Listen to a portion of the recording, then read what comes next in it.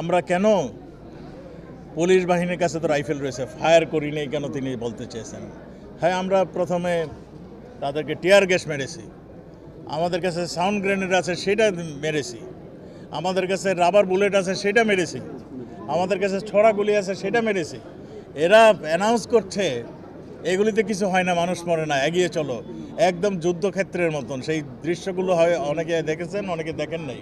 কিন্তু যেই প্রশ্নটা আপনার যে প্রশ্ন, তারা কিন্তু শুধু এইখানেই থেমে নেই, তারা সম্মুখে ছোট ছোট কিশোর এবং শিশু এদেরকে সামনে নিয়ে আসছে।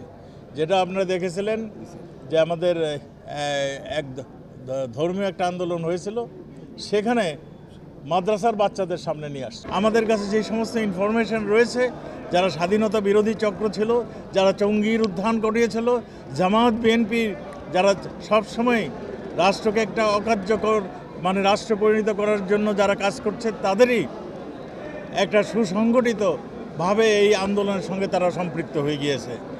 কোটা আন্দোলনের নামে তারা এই ধ্বংস, এই নৈরাজ্য সৃষ্টি করার প্রয়াস পাচ্ছেন। আমার হাসপাতাল, ব্যাংক কোনোটাই বাদ যাচ্ছে না। এদের উদ্দেশ্য একটাই, এই কোটা আন্দোলন দিয়ে সবার সামনে কোটা আন্দোলন করে ছাত্রদের সামনে এনে আসল যারা ক্রীড়ানায়ক তারা তাদের এই রাষ্ট্রকে অকার্যকর করার জন্য তারা এই প্রয়াস চালাচ্ছে।